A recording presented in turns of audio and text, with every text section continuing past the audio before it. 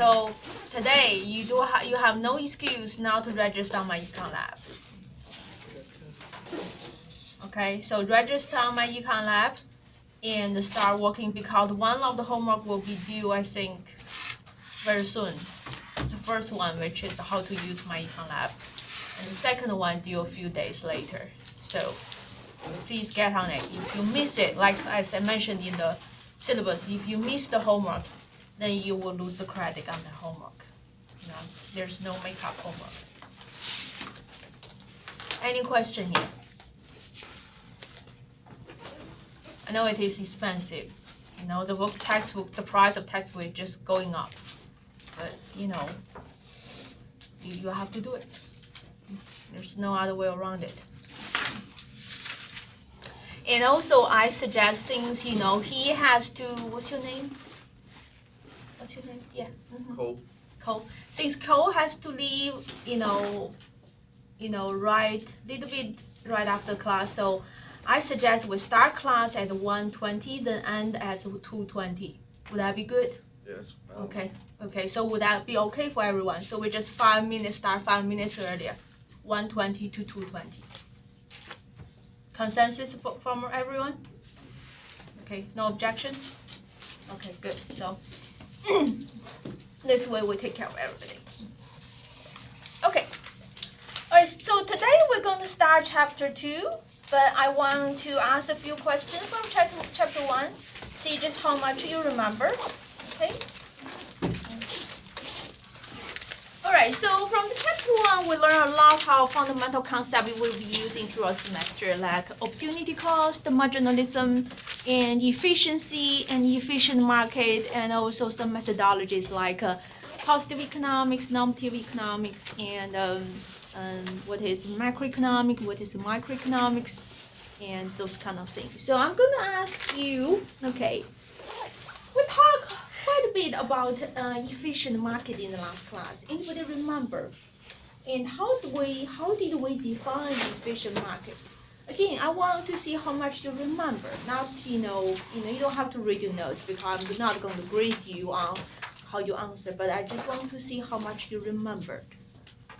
How did we define the efficient market?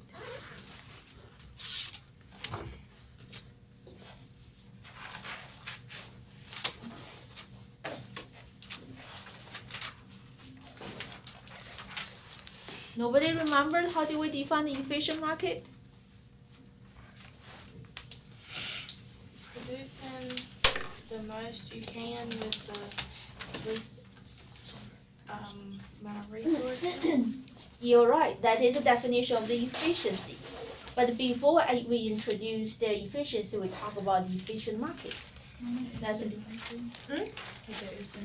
Yes, we did mention externality. Okay. So what else do you remember? What is efficient market? Competitive. Yeah, there's some competition I mentioned there, right? If the market is efficient, that means the profit opportunity will be exhausted right away. That is the meaning. That's the definition of efficient market.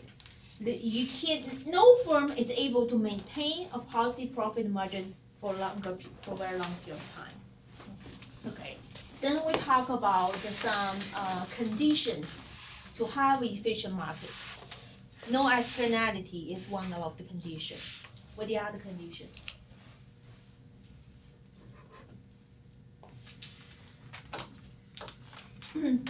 Information. Good. We have to have perfect information. We cannot have asymmetric information, right? Remember, I introduced you the example of the used car dealer. That is a situation where we have asymmetric information, right? Okay. What else?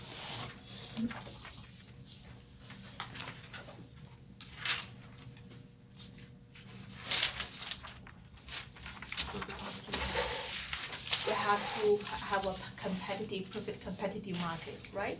We have to have a lot of buyers, a lot of sellers, and if there's no perfect competition, then the profit will not be given away. Okay. Okay. Then later on, we talk about methodology, like microeconomics and macroeconomics. So what's the difference? What about microeconomics? What does microeconomics study? Isn't it a smaller scale and macroeconomic studies like larger or bigger categories of economics? Yeah, so the microeconomics studies decision making by the individuals, individual firms, individual industries. Okay, if we talk about unemployment of healthcare industry, and that is considered as microeconomic study, okay? And how about macroeconomic study? It's studied at the aggregate level, like national income, national output, consumer price index, okay? And so those are the things, those are studies are considered as macroeconomic study. So one is study the individual decision, the other one study things at aggregate, at the national level. Now we talk about the positive economics and normative economics. Which one is one without judgment or policy recommendation? Positive economics is the one without recommendation. Very good. Okay, so let's move on to this new chapter here. Okay, so in chapter one, even though there's no technical stuff, it's just concept, the really, really important stuff. Okay, and we're going to utilize the concept we learned from this chapter and in chapter 2. But chapter 2 is about how do we allocate the limited resources. In chapter 1, we learned that the reason we study economics is because we have limited resources, right? We have limited time, we have limited school supply, we have limited job supply, even everything on earth is limited. That's why we have economics as a subject. Chapter 2 start answering the questions. Okay, since we have limited resources, then how do we allocate the resources? So that's what chapter 2 is about. Okay? To answer that question, I'm going to introduce you 2 models. And the first model I'm going to introduce you is called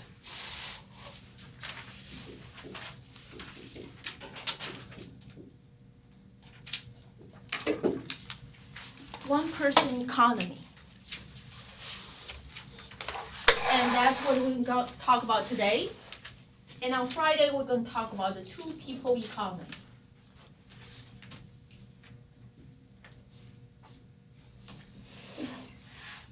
Okay, look from the name, one-person economy. What can you guess from the name?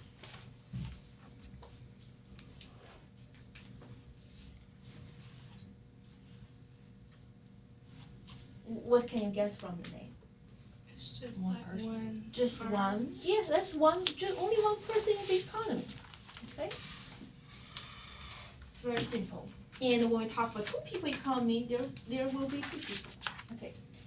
So to talk about this model, okay, how do we answer the question of allocating the resources in this one-person economy? We're going to start using an example.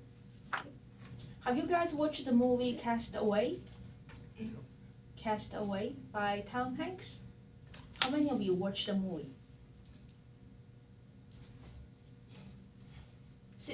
Show your hands again. I did not see. So we do have quite a few. At least 2/5 of the students have not watched the movie. Okay, so if you have not watched the movie, then that will be homework today. Check out from library.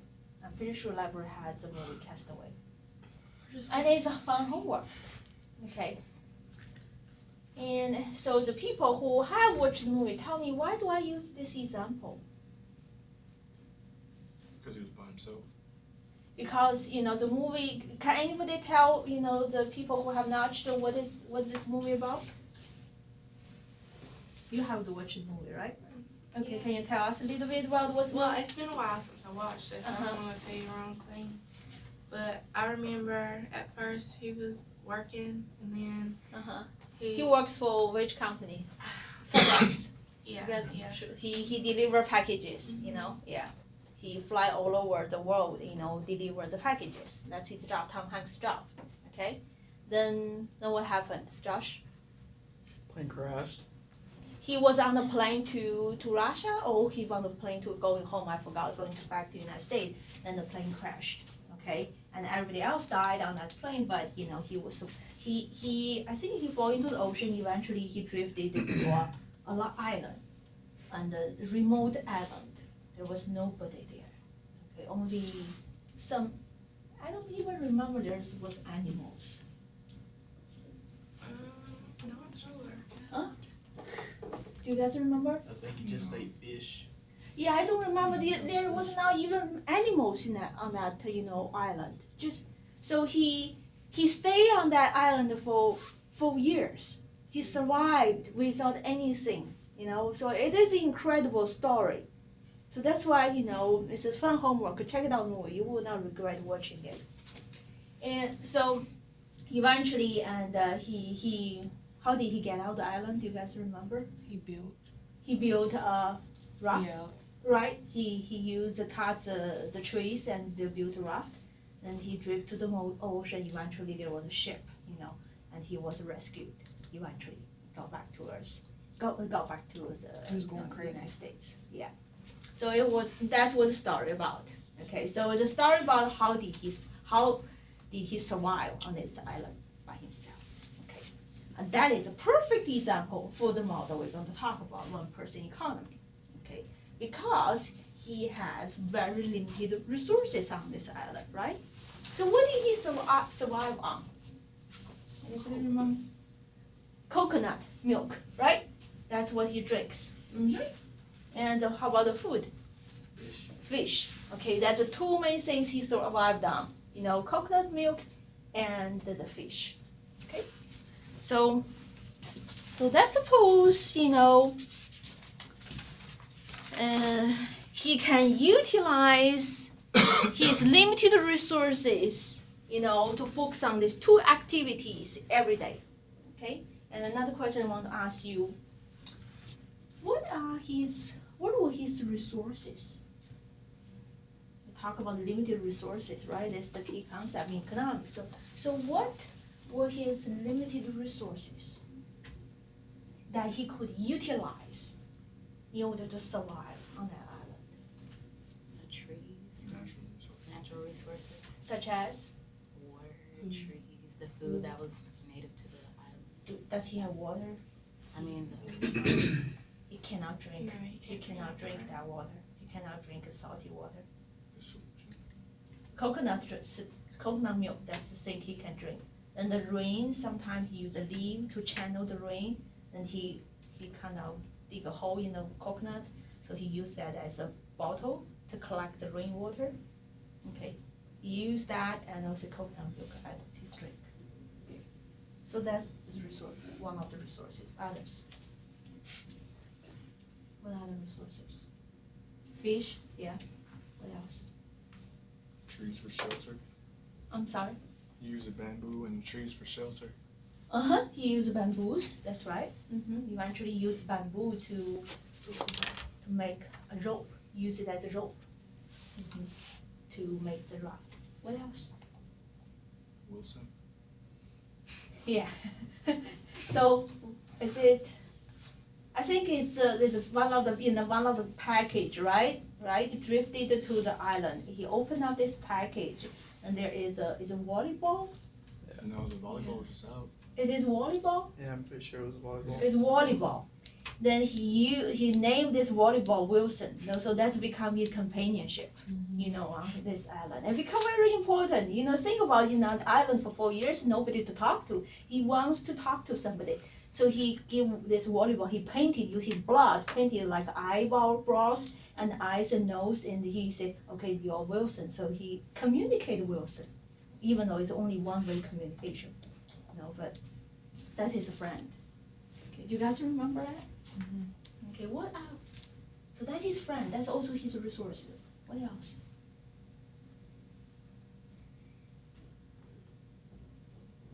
The most important resources. All those resources you mentioned are important, but what is the most important resources? I think to survive on the island, if Fire. He made a fire. He made the fire. That's right. He made the fire. But how did he make the fire? Stone. I guess sticks or a stone or Uh-huh. something. He had the knowledge, and he had the strength. And I would say that's the most important resources for him in order to survive that island for 4 years. He had intelligence, right? He was very intelligent man, and also he has some strength. If I was left on the island, I could not even live out the wood, right? So it's very important. He has his strength, he has his intelligence, and that is also resources. But those resources are also limited, right? He's not Superman. If he's Superman, he would just fly over the ocean and come back, right? So he has limited strength and he has limited intelligence, even though he's very intelligent. And he actually utilized those to survive. And what else? I want you to stretch your imagination. Think about the resources. If you were left on the island, what could you use? In his imagination. Hmm? In his imagination. His imagination, his willpower. He said, I'm not going to die here. I'm going to survive, right? His willpower. And also he has a limited amount of time, right? Even he wants to work every day, he only have work all the time, he only have 24 hours a day. So that's also his limited resources.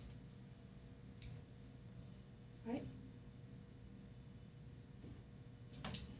Okay, I'm going to stop here. Okay, I mentioned one more, over and over again, this is a discussion course, this is interactive course.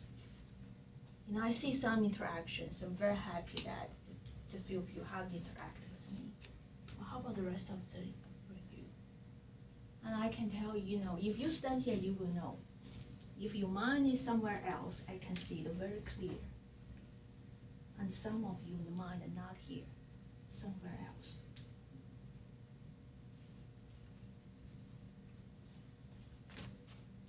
And this will affect not only you performance in class, and eventually it's going to affect your grade. Okay. So I want everybody to pay attention to me, and everybody to engage in the classroom discussion and thinking. You are responsible to learn, okay? Not to just sit here and listen, because I told you, if you just sit here and listen, not thinking, do not think, then this is a waste of time. You need to think. Engage your brain. Okay, I'm serious. Otherwise, you're wasting time. You're wasting your parents' money. All right, so now I'm going to give you some combinations of the two resources that he's able to collect within the day, and then we're going to do something else. Okay. Let's suppose, Tom Hanks utilized his limited resources, engage in 2 activities each day, gathering coconut and fishing.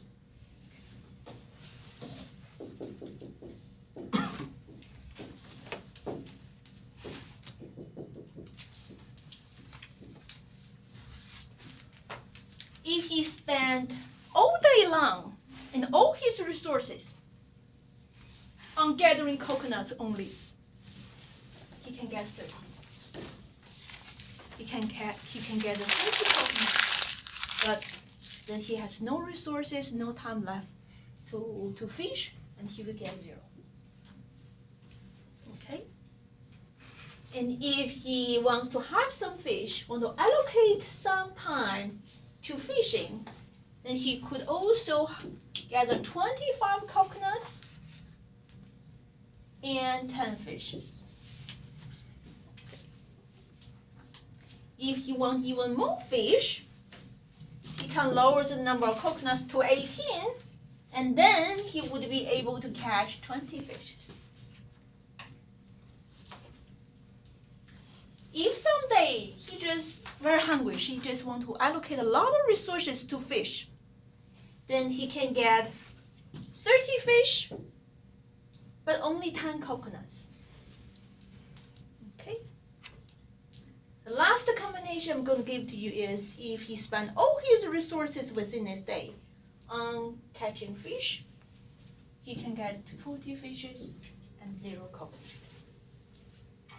Okay. There's probably other combinations between these two goods. Okay, and he's able to get. But here I just leave 5 candidates, 5 different combinations. Okay. So the common theme among all these combinations is he spent all his resources within this day. Okay, so he spends the same amount of time, same amount of energy, and he utilized all his intelligence.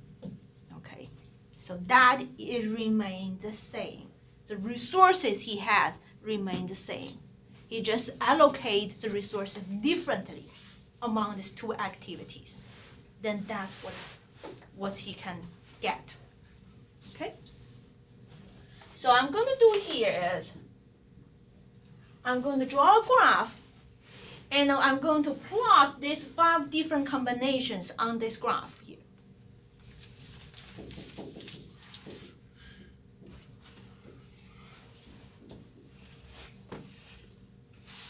Okay. So the first one, 30 coconuts and 0 fish. Where is it located on this graph? Where is it located? The coconut be up top.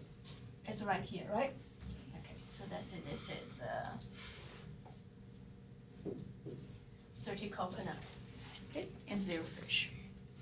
And the last combination is 0 coconut and 40 fish. Where is that combination located? 0 coconut and 0 fish.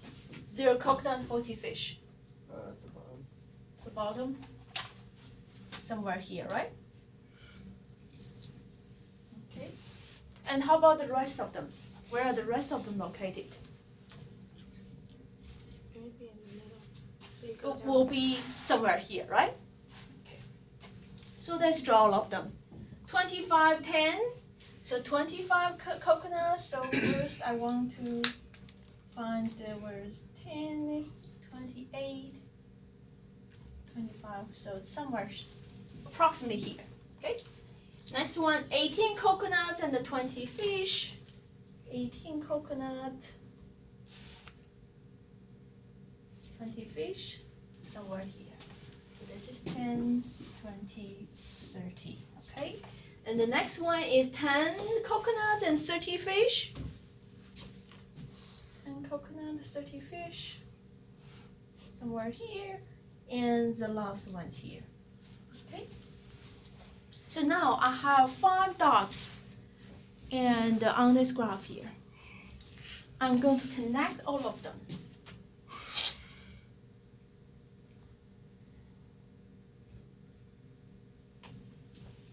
Is this a straight line or curve? It's a curve. It is decreasing, has a decreasing slope or increasing slope? Decreasing slope, okay? It's decreasing with the increasing rate or decreasing with the decreasing rate? Decreasing with a decreasing rate. Good. Okay. All right. So we're going to come back to this slope here again. The slope tells everything about this story.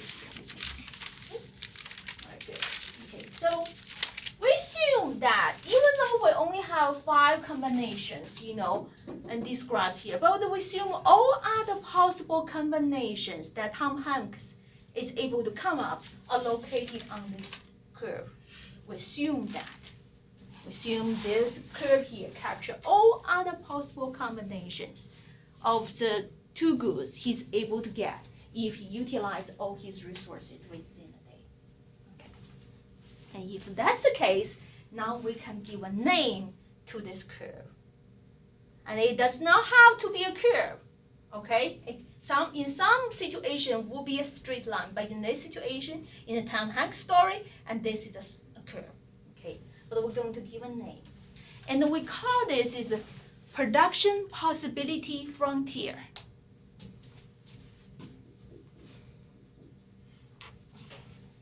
We call this curve here is production possibility frontier. And the abbreviation is PPF. In the future, I'm just going to use a PPF to represent production possibility frontier. Okay? So what is the definition of the PPF? PPF is a graph or curve or line shows all combination of the goods and service that can be produced.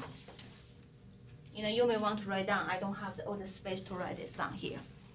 So PPF is a graph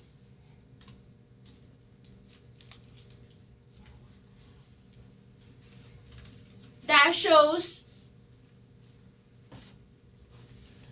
all the combinations. PPF is a graph that shows all the combinations of goods and services. Of goods.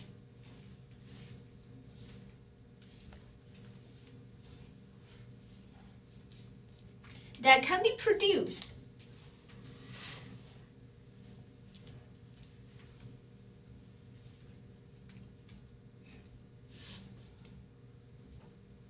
if all society's resources are used efficiently. If all society's resources are used efficiently.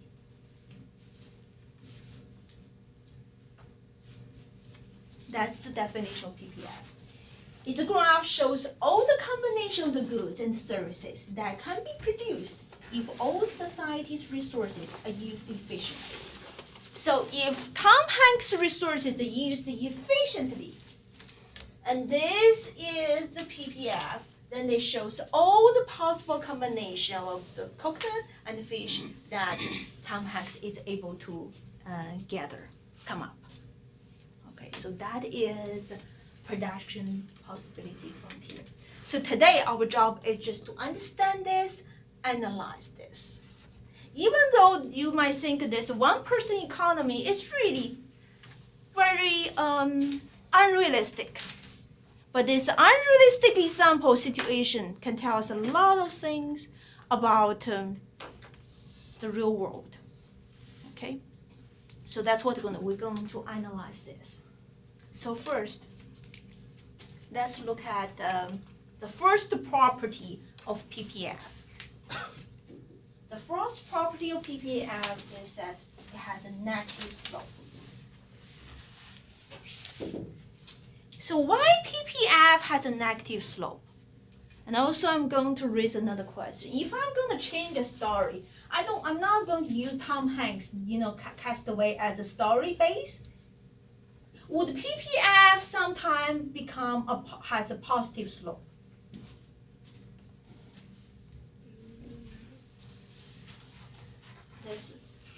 Suppose I give you a totally different situation, totally different story, but it's still one-person economy, okay? And it would be possible that we may have a positive slope for production possibility frontier. No or yeah? No. Why? Can you tell me why? Because all the resources are limited and they're going to get used up and use it all, so it will be negative. It will go down instead of going up. They didn't mention importance in limited resources, but need something. Okay, what you can say? Because since you're only one person, you can only choose to do one or the other. You can't split yourself. So the more you do of one, the other's gonna.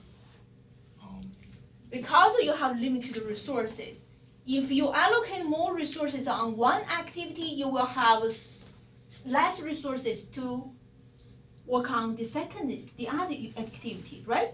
So if you're going to gather more coconuts, and you're going to have less resources to work on getting fish. So you're going to have less fish, okay? So this is based on the concept of what? So if we get more one and we're going to get less on the others. And this is based on the concept of what? We learned that in chapter 1. Opportunity cost. Opportunity cost, right? You know, why we have opportunity cost is every time you make a decision, you decide on something, you constantly give up some other choices, other opportunities. Okay, if you want to have more coconut, and your opportunity cost is fish, you're gonna have less fish. If you want to have more fish, and your opportunity cost is you're going to coconuts. Okay, so the first property, negative slope, is based on the concept of opportunity cost. And it's also related to what, you know, the limited resources.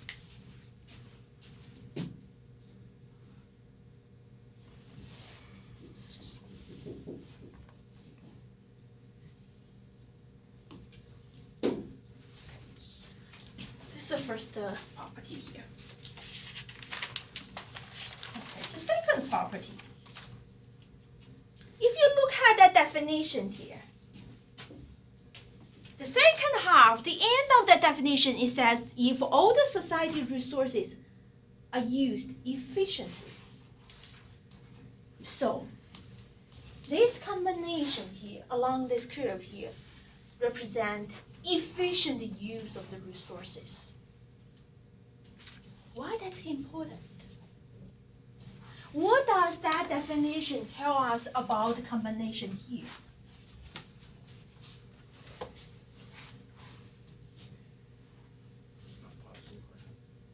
It is not possible because this curve here already represents the efficient use of the resources. Okay, so this curve here represents the border of the possibility. Anything beyond this is impossible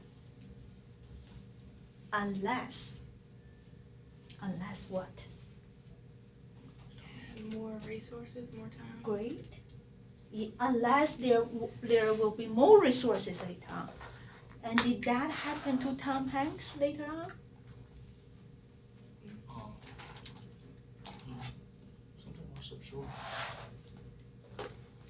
I mean, at the beginning, he did not have those packages, right? But later on, some packages drifted to him. He opened up, there is a skating. You don't remember that? Skating, skiing, you know, shoes. Then he used that to knock, you know, take one of the tooth out. Do you guys remember that part? Ice skates. Huh? Ice skates, wasn't it? Yeah, ice skate, that's skate. And he really used that a lot because he used that to chop the wood to get the bamboo, and that became a very useful resources. And I think that Wilson the volleyball was in the package too. So later on, he received more resources. Okay, so for Tom Hanks, if this represents his original PPF, and after he got that, received that package, his PPF, what? Shifted outward. Okay, so this is conditional on the resources that has not been changed. Okay, but if you have more resources, and this can expand. And in addition to the resource, what else can expand this PPF?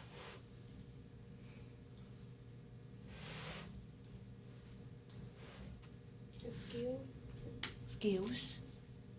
And in the economy will be technology, right? Mm-hmm. If there's no better technology, that can also shift the PPF outward. Okay. So that's one thing I want to mention is PPF represent efficiency. Okay.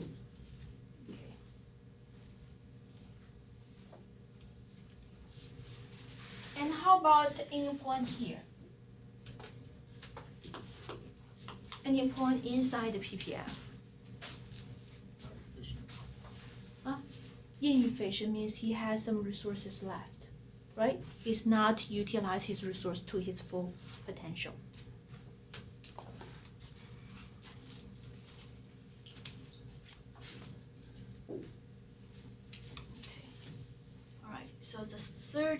opportunity is going to be a very important one, okay? And there's a lot of understanding behind this. Okay, so what I'm going to do here is I'm going to name those points. A, B, C.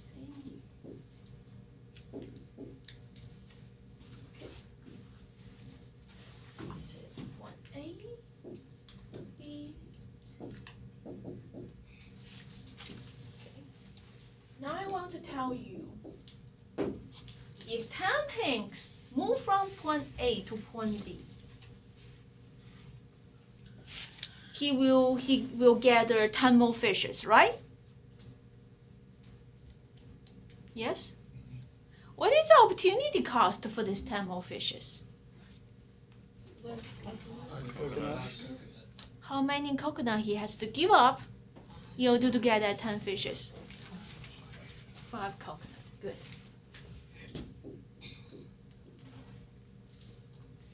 So from A to B, he gained 10 more fishes, but he has to give up 5 coconut. Now, let's move Tom Hanks to B to C. How many more fish he will get? 10. The same 10, right?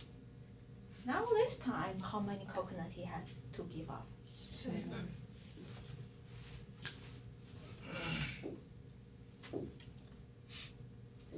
How about C to D? 10. Is the increase of the fish is still the same? But now how many coconuts he has to give up? 8.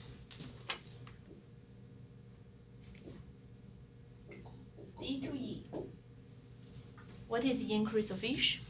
10. 10. But how much? 10. 10. So if you look at these 4 different changes from AB, BC to CD to DD, the incremental change is the same, right? The incremental change is always 10 fishes, but the opportunity cost of each incremental change is different. What happened to the opportunity cost for those incremental change of 10 fishes? Increases. So as he gets more and more fish, the opportunity cost of getting even more fish is going to be higher and higher. And we call this is the law of increasing opportunity cost. Okay, this is the most important law we learned in today's class. And you're required to understand this law and come up example after this class, and we're going to talk on Friday. Okay. So in addition to watch the movie, this is another homework for you. Come up with example with this law of increasing opportunity cost. I'm going to explain to you what is the law of increasing opportunity cost. So in this example here, when you move this direction, when you move toward the right, toward this direction, the fish that Tom Hanks catches is more and more. But if he wants even more fish, then he has to give up more and more coconuts. The first 10 fish, he gave up 5, then the 7, then the 8, then this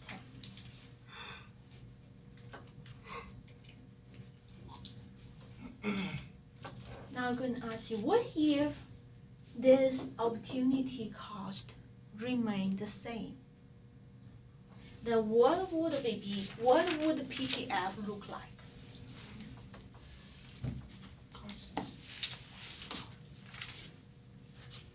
If opportunity costs remain the same, then what would PPF be look like? A straight line.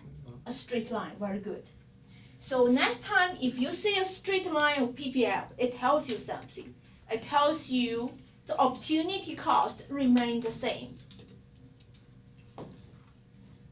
But in this example here, it does not. It follows the law of increasing opportunity cost.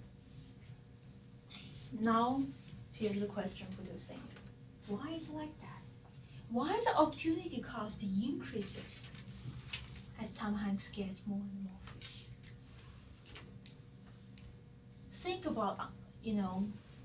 think about, this question intuitively. Thinking about the situation and the story. Why would he get more and more fish if he want to get even more fish, and the opportunity cost will be higher and higher? Give you 20 seconds to think about it.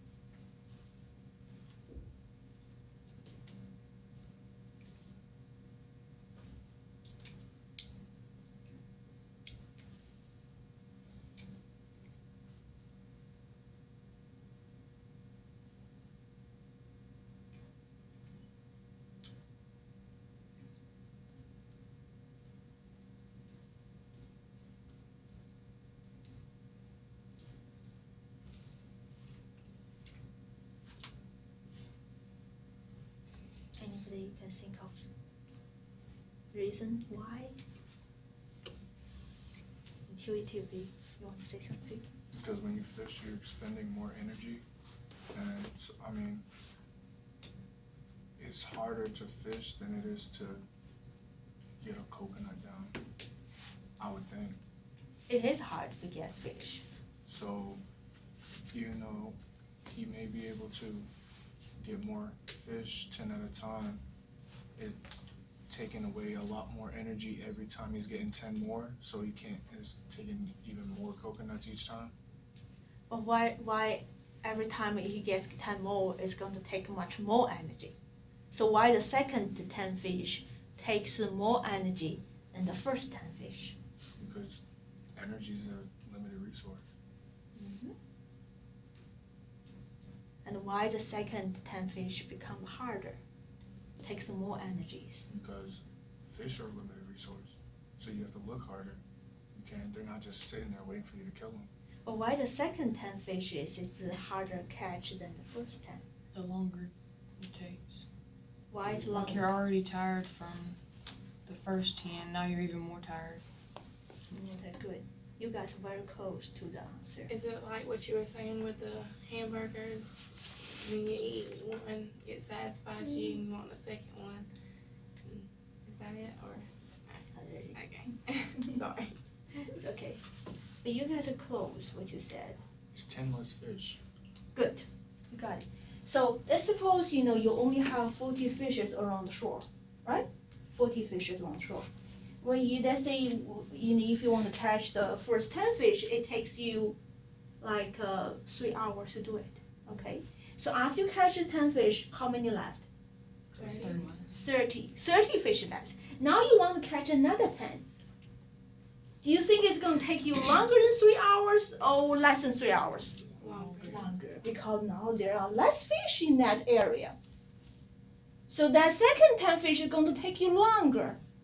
And now if you catch the second 10 fish, you only have 20 fish left. And the third 10 fish is going to, you have to spend even longer time, right? So that's the reason. As you have more and more, in this story here, as you have more and more fish, it becomes harder and harder to catch.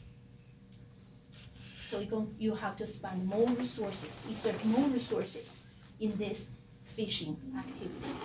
That's why the opportunity cost become higher, because that means more resources away from getting coconut. So later on, I'm going to introduce you the story or the situation without law of increasing opportunity cost.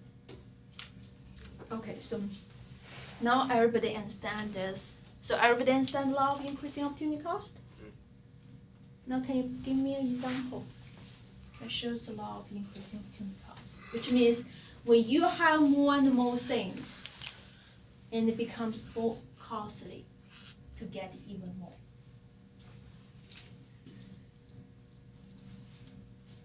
So actually this law applies to a lot of our behavior. So what this law tell you, don't get too greedy. Because the more you get, and the higher cost will be to you if you want to get even more. So can you think of some other example? And also, you can apply this law of increasing opportunity cost. Gas. Yes. Yeah, as far as companies buying gas, and the more and more the limited the resource gets, the more and more it becomes hard to find, and the higher the price is. That In a is, way. in the idealistic situation, you're right. In the idealistic situation, you're right, because it's natural resources, and when you get more, and they're supposed to be less, and then supposed to be harder, right? But I think in the real world right now, I don't think this can apply to it, because even though that resource is limited, but I don't think we approach to that end, that resource is almost, close to getting exhausted, yeah. Although if we don't change our behavior, that will happen someday. Think of example. The law of supply and demand. The more people demand things, the higher they cost. So the more people buy things, the more they cost. Yeah, when you have a higher demand, the price goes up, but that is due to the limited resources, right? If the supply does not change, then the demand goes up. The supply is considered as resources too. You know how many goods are being supplied, right? If that is not changed, but demand is higher and higher, then we'll push the price, high, right? But that's due to the limited resources. But this law of increasing opportunity cost actually is much more than the limited resources.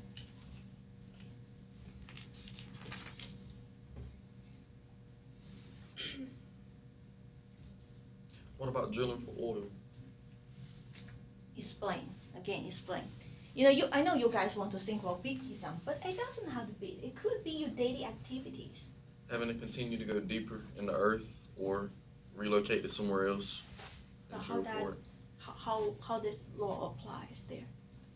Explain to us. Because oil is a limited resource, and the more that you harvest, the less is available. So you have to expend more resources and energy. Well, that go back to what she's mentioning about. Yeah, Oh, I didn't even hear what she said. Oh, that's what she mentioned. Yeah, the gas. The same thing. Yeah, you mentioned oil. But what I explained is that is true in an idealistic situation. But if we're not approaching to the point where the resource is almost exhausted, then we cannot really apply this law in the real world. Think about your daily activities.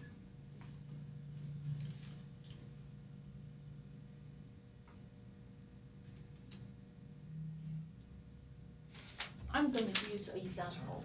You may think it's crazy. You may think a little bit improper, but it gets the point of this. And a lot of you like drinking beer. Okay? And drinking give you some kind of satisfaction, right? Okay? And you want to get that kind of high feeling, fuzzy feeling in your head. Okay? Let's say for the first time, and a 6-pack beer will give you that feeling. Now, if you want to get same kind of feeling, that's the first time. The second time, okay, very first time you drink, 6-pack give you that kind of satisfaction, right? Okay. And the second time, and you want to reach that feeling again. It's gonna take more. It will take more, right? Okay.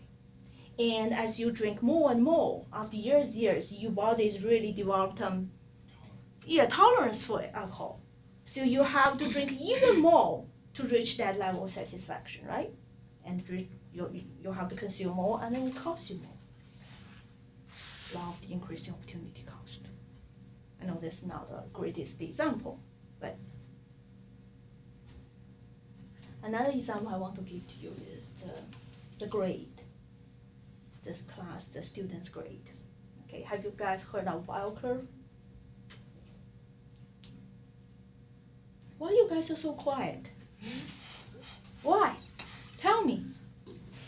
I cannot even knock the word out of you, except for a few people here. It really bothers me when you don't talk. I'm going to keep knocking you until you speak in this class.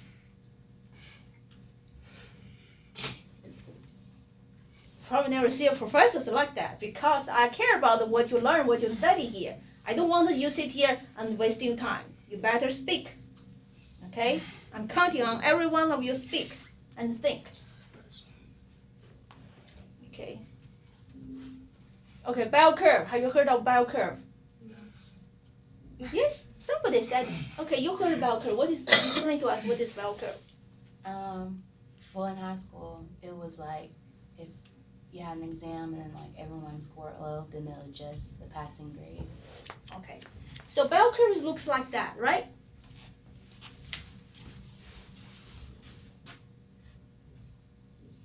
This looks like a bell. The bell curve means that most of the students will accumulate their grade will be in the middle range, and very people in the high end and very people in the low end. That's the meaning of the bell curve.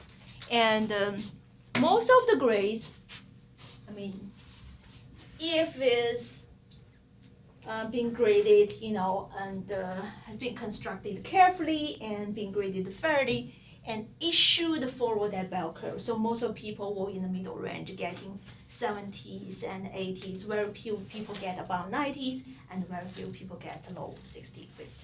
That makes sense, right? Okay.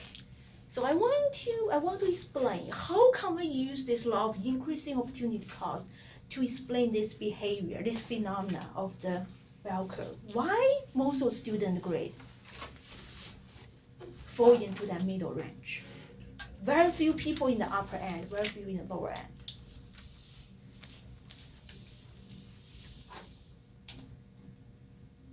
Well, think about it. If you want to get into, if let's say you spend 6 hours on the exam, before the exam, then you can get 80%. Okay? Okay, 6 hours, you can get 80%. But now, if you want to get to 90% of the grade, you have to spend another, let's say, 4 more hours on the exam. Okay?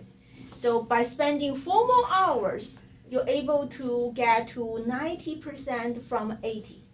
All right? Is everybody hear me? Okay. Now, if you really want to get to top, you want to increase your grade another 10%, increase your grade from 90% to 100%. Then do you think you're going to spend more than 4 hours, less than 4 hours? More. Much more than. Probably you have to spend 8 or even 10 hours. That probably not even get you 100%, right? So even though the incremental grade change is the same, it's also 10%. But to get to 100% from 90 to 100, you're going to spend a lot of time. Your opportunity cost is extremely high. And even though you did not realize, but you do this calculation unconsciously, you know how much you have to give up in order to get to that upper range. And for most of you, it's not worth it. So that's why most of people's grade fall into the middle range, because that is your decision. That's you decide to be in that, fall into that middle range because you don't think that's worth your time to spend 10 hours on the exam to get to 100.